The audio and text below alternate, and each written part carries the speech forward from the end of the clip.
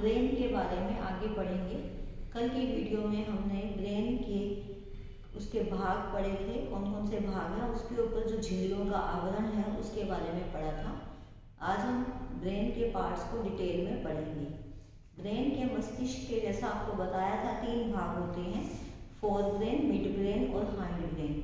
Fore brain को आगे वाला अग्र मस्तिष्क, मध्य मस्तिष्क और पश्च पीछे वाला मस्तिष्क भी हम बोलते हैं। अब सबसे पहले है फोर ब्रेन। फोर ब्रेन जो होता है ये मस्तिष्क का कौन सा भाग है, जिसको हम हिंदी में प्रमस्तिष्क बोलते हैं और इसको सेरिब्रम, मेन इसमें सेरिब्रम होता है। ये ब्रेन का सबसे ऊपर वाला भाग है जो सबसे बड़ा होता है। पूरे मस्तिष्क का 4/5 भाग यही भाग होता है और ये भाग एक गहरी दरार के द्वारा 2 गोलार्ध में बटा हुआ होता है। जैसे गोला को, सर्कल को आधा कर देते हैं, हेमिस्फीयर आधा गोला, तो 2 भागों में बटा हुआ होता है और उनकी मोटी तंतुओं की मोटी तह से ये 2 भाग बनते हैं जो नीचे आधार पे जुड़े हुए होते हैं। किससे जुड़ते हैं? चपटी पट्टी के द्वारा जुड़े हुए होते हैं। ये ऐसे ही है जैसे कोई सेब आपने लिया या कोई गोल आलू लिया, उसको बीच में से सेंटर से काटा लेकिन नीचे से वो जुड़ा रह गया, तो उस चपटी पट्टी से जिससे वो नीचे बेस पे जुड़े हुए हैं उस पट्टी को हम कॉर्पस कैलोसम कहते हैं। ठीक है। और ये जो ब्रेन का प्रमस्तिष्क भाग है, इस भाग में ग्रे मैटर बाहर की तरफ, ऊपर की तरफ होता है। तो ग्रे मैटर में क्या होता है? Nerve cell. न्यूरॉन के 2 भाग हमने कल पढ़े थे, जिसमें नर्व सेल और नर्व फाइबर बताया था। जो तंत्रिका कोशिका होती है वो ग्रे मैटर पदार्थ बनाती है जिससे सेरिब्रल कॉर्टेक्स बनता है और ये बाहर की तरफ होता है। तो सेरिब्रम में ग्रे मैटर बाहर की तरफ है और वाइट मैटर जिसमें नर्व फाइबर है, तंत्रिका तंतु है, वो अंदर की तरफ होता है।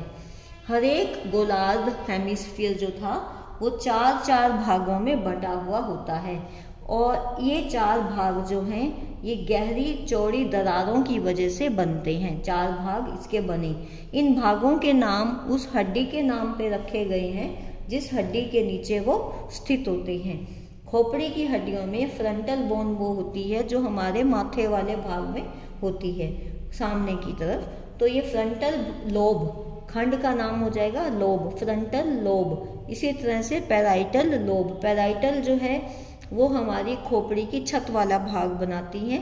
टेम्पोरल लोब जो कनपटी वाले भाग में होते हैं दोनों तरफ। ऑक्सीपिटल जो पीछे और नीचे गर्दन में, खोपड़ी में पीछे और नीचे की तरफ वाला भाग होता है। तो चारों हड्डियों के नाम पे, चारों खंडों के नाम है frontal lobe, parietal lobe, temporal और ऑक्सीपिटल लोब। ये जो हमारा प्रमस्तिष्क के गोलार्ध हैं, इनकी सतह के ऊपर बाहर की तरफ कुछ कम गहरी, ये तो गहरी चौड़ी दरारों से 4 भागों में बट गए, अब हर एक के ऊपर कुछ कम गहरी और टेढ़ी मेढ़ी दरारें होती हैं। इन दरारों को हम क्या बोलते हैं? जो कम गहरी हैं और टेढ़ी मेढ़ी हैं, इनको सल्काई या परिखाएं बोलते हैं और उनके बीच का उभरा हुआ भाग को कंटक या जिराई बोला जाता है। ठीक है। जिस प्रमस्तिष्क में ये चीज़ें ज़्यादा होंगी, सल्काई ज़्यादा होंगी, उसमें कॉर्टेक्स का एरिया, कॉर्टेक्स का क्षेत्रफल बढ़ जाएगा। सेरिब्रल कॉर्टेक्स का क्षेत्रफल बढ़ना मीन्स बाहर की तरफ वाला जो भाग है प्रमस्तिष्क का, वो ग्रे भाग मोटा हो जाना, उसका क्षेत्रफल बढ़ना। वो क्यों होता है? जब अधिक संख्या भी ज़्यादा हो जाती है, ज़्यादा गहरे हो जाते हैं सल्काई, ठीक है, और जिराई जो है अधिक मात्रा में होते हैं, तो ग्रे मैटर अधिक हो गया, जिससे अधिक विकसित मस्तिष्क हुआ। मीन्स जो लोग ज़्यादा इंटेलिजेंट होते हैं, उनका ब्रेन ज़्यादा डेवलप होता है, उसमें ग्रे मैटर ज़्यादा क्षेत्रफल वाला, ज़्यादा मोटाई वाला होता है। इन गोलार्ध के बीच में एक खोखला भाग होता है। उस खोखले भाग में तरल पदार्थ, कुछ लिक्विड भरा हुआ होता है। अगर ये लिक्विड ज़्यादा बनने लग जाए तो उससे ब्रेन के ऊपर बुरे प्रभाव पड़ते हैं, ब्रेन ठीक ढंग से काम नहीं कर पाता है। ठीक है। जो हमारे प्रमस्तिष्क का गोलार्ध दायां और बायां बने थे, तो बायां जो गोलार्ध होता है वो शरीर के दाएं भाग से जुड़ा हुआ होता है और दायां भाग जो होता है वो शरीर के बाएं भाग से संबंधित होता है, उससे जुड़ा हुआ होता है। ठीक है, उसके बाद है फंक्शंस, फोर ब्रेन के फंक्शंस। फोर ब्रेन्स जो है कई क्षेत्रों में बटा हुआ होता है। उनमें से कुछ क्षेत्र सेंसरी होते हैं, कुछ मोटर होते हैं। सेंसरी का मतलब जिनमें संवेदनाएं आती हैं, मोटर का मतलब जो आदेश गति प्रेरक होते हैं, गति करने वाले होते हैं। तो इनमें ये जो इसके फंक्शंस हैं ये 7 हैं। पहला है sensory area.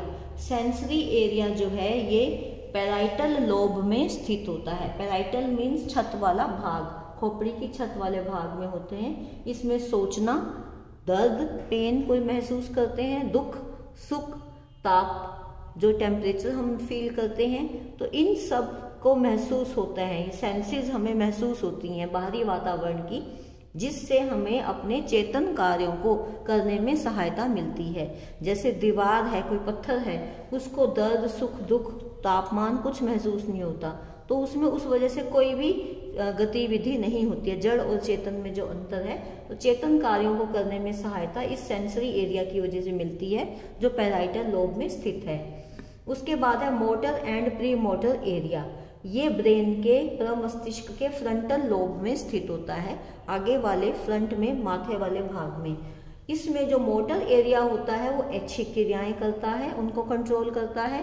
Pre motor area अनैच्छिक क्रियाएं, जो हमारी बिना इच्छा के क्रियाएं होती हैं, जैसा कल भी बताया था। ऐच्छिक क्रियाएं चलना, फिरना, दौड़ना, भागना, जो हम अपनी इच्छा से करते हैं।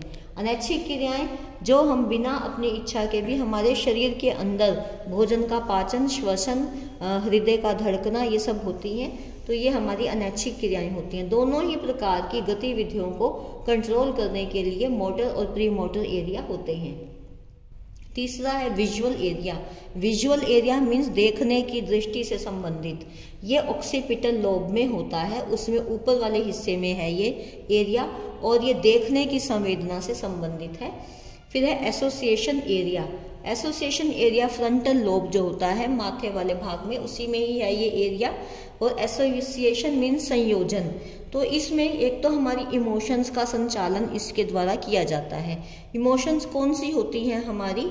इमोशंस जो हैं, जब आप खुशी महसूस करते हो, गम महसूस करते हो, प्रेम की भावना होती है, किसी को ईर्ष्या, जलन की भावना होती है, तो ये सारी हमारी इमोशंस का संचालन एसोसिएशन एरिया में होता है। इसके अलावा कुछ बौद्धिक क्रियाएं होती हैं, मानसिक क्रियाएं भी जिन्हें हम कह देते हैं, जैसे कि कुछ याद रखना, स्मरण शक्ति, विल पावर हमारी, और हमारी जो इच्छा शक्ति होती है, रीजनिंग जो तर्क शक्ति है, जजमेंट जो हम डिसीजन या फैसला लेते हैं। तो ये सभी क्रियाएं हमारी एसोसिएशन एरिया में जो फ्रंटल लोब में स्थित है वहाँ से कंट्रोल की जाती हैं। पांचवा है ऑडिटरी एरिया। ऑडिटरी सुनना। ऑडिटरी एरिया टेम्पोरल कनपटी वाले भाग में, कान के नज़दीक जो भाग है कनपटी वाला हिस्सा, उसमें सुनने की क्रिया से संबंधित ये होता है। छठे नंबर पे है थैलमस।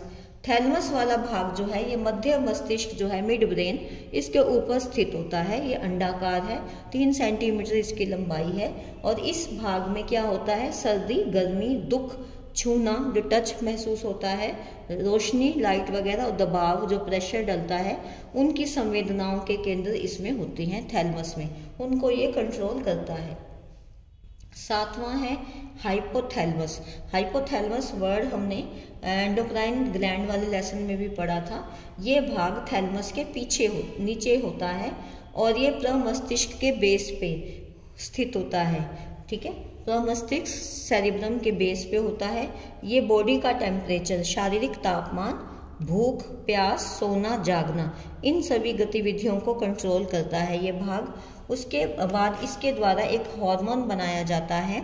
ये हार्मोन क्या करता है? कंट्रोल करता है। किसको कंट्रोल करता है? Pituitary gland. पढ़ा भी था हमने, पिट्यूटरी ग्लैंड जो शासक ग्रंथि है, सभी ग्रंथियों को कंट्रोल करने वाली है। इस ग्रंथि को कंट्रोल कौन करता है? हाइपोथैलमस। ठीक है, उसके बाद आता है हमारा मिड ब्रेन, हमारा फोर ब्रेन। अगर मस्तिष्क जिसे प्रमस्तिष्क या बड़ा मस्तिष्क भी कहते हैं, वो पूरा हो गया। अब है मिड ब्रेन, मध्य वाला मस्तिष्क। मध्य वाला मस्तिष्क जो है कहाँ पे स्थित है? जो ब्रेन स्टेम है, ब्रेन स्टेम जो जैसे कोई भी फूल की डंडी होती है, ठीक है, ब्रेन स्टेम जो है वो 3 चीज़ों से मिलकर बनता है। सबसे ऊपर मिड ब्रेन, बीच में पोन्स वेरोलाई, नीचे मेडुला ओब्लोंगेटा। तो ये ब्रेन स्टेम डंडी जो सबसे ऊपर वाला भाग मिड ब्रेन होता है। मिड ब्रेन के 2 भाग हैं, पहला रूफ छत वाला भाग, दूसरा बेस आधार वाला भाग। जो रूफ या छत वाला भाग है, इस भाग में देखने और सुनने की क्रियाओं से संबंधित जो है सहज क्रियाओं के केंद्र होते हैं, रिफ्लेक्स सेंटर। रिफ्लेक्स एक्शन जो है वो हम स्पाइनल कोड या सुषुम्ना नाड़ी में ध्यान से डिटेल में पढ़ेंगे।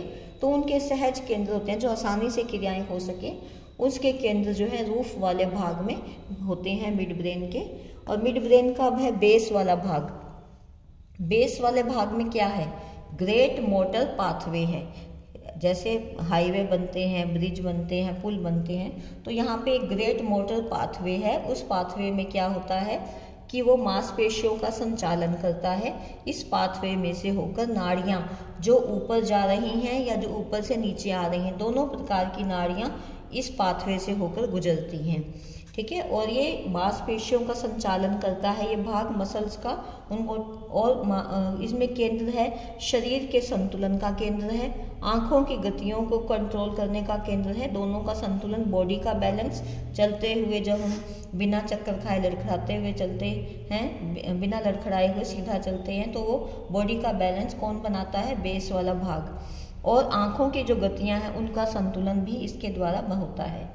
इसमें जो वाइट मैटर होता है उसमें नर्व फाइबर्स होते हैं। वो नर्व फाइबर्स जो हैं वो मसल्स को टोन करते हैं, स्वस्थ रखते हैं हमारी मांसपेशियों को। और हमारे सेरिब्रम ने, प्रमस्तिष्क ने जो काम शुरू कर दिए थे, उन कामों को बाद में कंट्रोल ये बेस वाला भाग करता है। इसके साथ ही मिड ब्रेन कंप्लीट हो गया। अब तीसरा है हमारा हाइंड ब्रेन। हाइंड ब्रेन क्या होता है, पीछे वाला मस्तिष्क, पीछे पश्च मस्तिष्क सॉरी।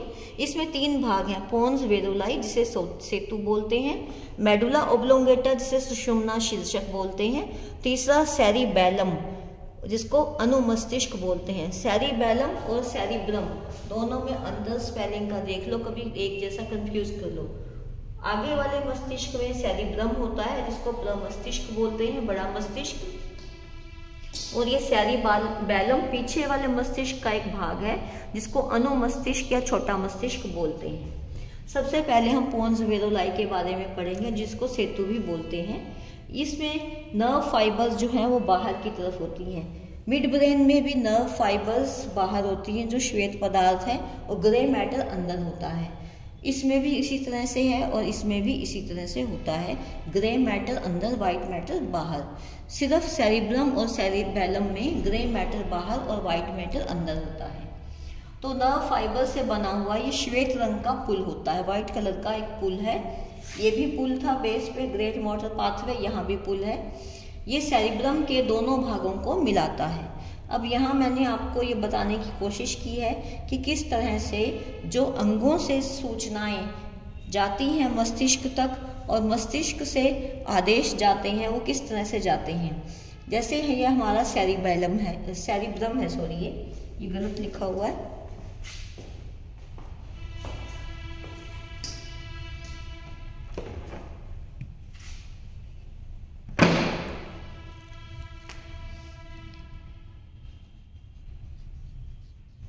सेरिब्रम के 2 हेमिस्फीयर होते हैं, राइट और लेफ्ट, ठीक है। अब उन दोनों लेफ्ट और राइट हेमिस्फीयर से आगे जो सूचनाएं लेके जा रहा है वो होती हैं मोटर नर्व्स, मोटर। तो वो लेके जाती हैं नीचे की तरफ, मैंने ये निशान भी बनाया। ऊपर से जो नीचे आ रही हैं वो मोटर है, नीचे से ऊपर जा रही हैं वो सेंसरी हैं। तो ऊपर से नीचे सेरिब्रम के दोनों भागों में सूचनाएं गई, राइट और लेफ्ट में। वहां से फिर मिड ब्रेन के पहले रूफ वाले भाग में, फिर बेस वाले भाग में, उसके बाद नीचे पोन्स वेरुलाई में। अब पोन्स वेरुलाई में आके क्या चेंज हुआ, जो ब्रेन के राइट साइड से संदेश आ रहे थे वो वहां से क्रॉस करके दूसरी तरफ लेफ्ट साइड में चले गए, और जो लेफ्ट साइड से आ रहे थे वो क्रॉस करके राइट साइड से चले गए। इसीलिए यहाँ पे हमने पढ़ा था ना कि प्रमस्तिष्क के बाएं भाग का शरीर के दाएं भाग से संबंध है। ऑपोजिट साइड को कंट्रोल करते हैं, ऑपोजिट साइड से उनका जुड़ाव होता है। क्यों होता है?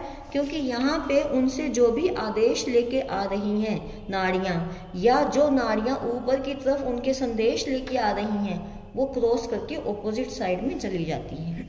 ठीक है, तो इसलिए यहाँ से फिर पोन्स वेरोलाई से मेडुला ऑब्लोंगेटा, मेडुला ऑब्लोंगेटा से स्पाइनल कॉर्ड, सुषुम्ना नाड़ी, और वहां से जिस भी अंग को पहुंचना हो वहां तक आदेश जाते हैं, या अंग से सूचना मिली, जैसे स्किन से कहीं से सूचना आई है, उस अंग ने स्पाइनल कॉर्ड को सूचना दी, वहां से मेडुला ऑब्लोंगेटा, और मेडुला ऑब्लोंगेटा से अगर शरीर के हमारे राइट साइड से सूचना आई है तो वो यहाँ से फिर पोन्स वेरोलाई में क्रॉस करके वो लेफ्ट साइड में चली जाएगी, और मिड ब्रेन से फिर लेफ्ट हेमिस्फीयर में।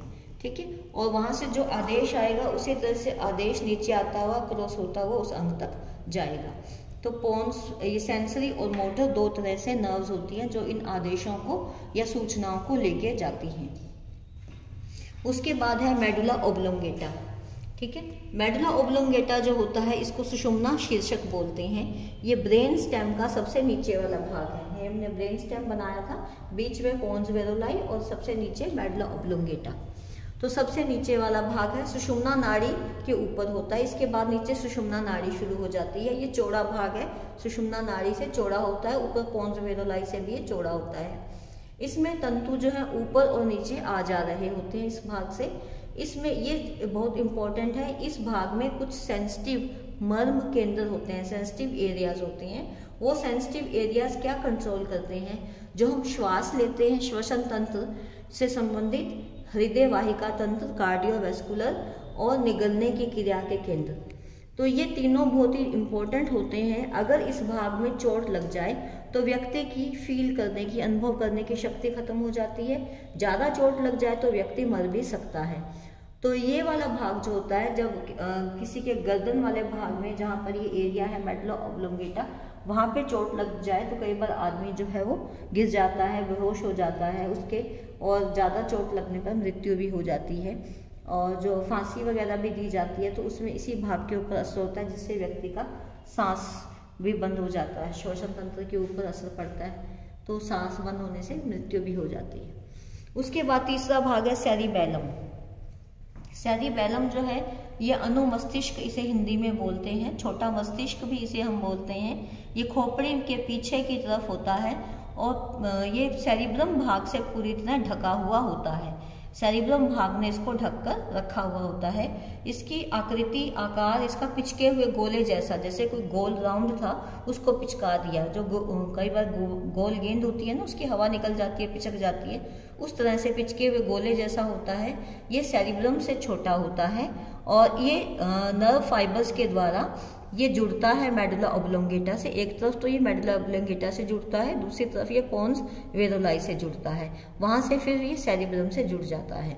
ठीक है, इसके भी दो हेमिस्फीयर हैं, राइट और लेफ्ट, और दोनों इसमें भी बाहर की तरफ ग्रे मैटर है जिसे सेरिबैलम कॉर्टेक्स कहते हैं। वो सेरिब्रम कॉर्टेक्स था, इसका सेरिबैलम कॉर्टेक्स, और व्हाइट मैटर इसमें भी अंदर होता है। इसकी सतह पर भी उसी तरह से परिखाएं होती हैं जिन्हें सल्काई इंग्लिश में बोलते हैं। इनकी संख्या भी ज़्यादा है और इनकी गहराई भी ज़्यादा है। तो इसकी जो स्किन ऊपर की सतह है वो बहुत ज़्यादा, उसमें गहराइयाँ उभार होते हैं, तो नज़दीक नज़दीक होते हैं, गहराइयाँ ज़्यादा होती हैं और डीप भी होते हैं। अब है इसका काम। हमारा सेरिबैलम क्या कार्य करता है? शरीर में संतुलन स्थापित करता है। शरीर में संतुलन स्थापित और किसने किया था? यहाँ पे भी था ना, बेस वाले भाग में भी। उसके बाद पेशियों के काम में तालमेल बनाए रखता है। काम करने की प्रेरणा, कोई भी काम करना हो, काम स्टार्ट करना हो, जैसे आपके सामने भोजन की थाली रखी है, आपकी इच्छा नहीं होगी तो आप खाना नहीं खाओगे, ठीक है, कोई मुंह में डाल देगा तो खा लोगे।